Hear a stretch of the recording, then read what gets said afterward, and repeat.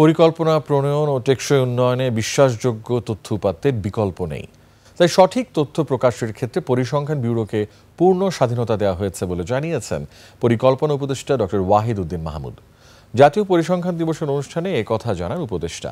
আর পরিসংখ্যান ব্যুরো জানিয়েছে, মাসখানেকের মধ্যে সর্বসাধারণের কাছে সব জরিপের তথ্য তুলে ধরতে অ্যাপ চালু করা হচ্ছে। সাদাত হাবিবি সেতুর রিপোর্ট।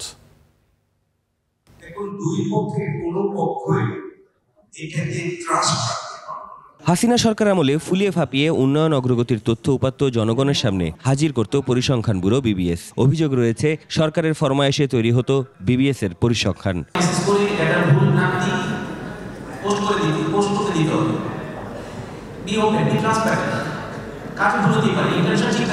বাংলাদেশ চীন মৈত্রী সম্মেলন কেন্দ্রে বিশ্ব পরিসংখ্যান দিবস ও জাতীয় পরিসংখ্যান দিবস উপলক্ষে আয়োজিত সেমিনারে ঘুরে ফিরে এসেছে জরিপের মানের ইস্যুটি। উই ক্যান জাস্ট ডিমান্ড যে কোয়ালিটি ডেটা কেন দিচ্ছে না, কিন্তু আপনার ফান্ডিং গ্যাপসের কারণে সার্ভেগুলো টাইম মতো করা যাচ্ছে না, অথবা কোয়ালিটির ম্যান পাওয়ারকে আমরা রিটেইন করতে পারছি না।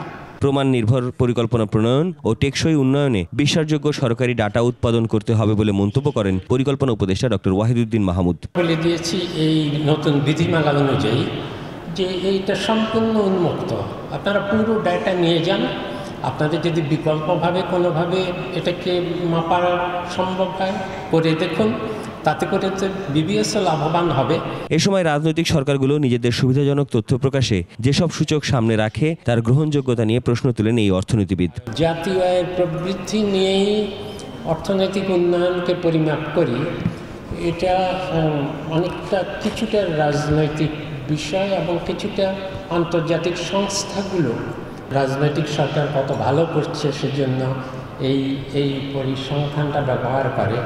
সেমিনারে বিবিএস সংস্কারে গঠিত টাস্কফোর্স কমিটির প্রতিবেদনও প্রকাশ করা হয়। সাদাত হাবিবি সেতু, 21 টেলিভিশন, ঢাকা।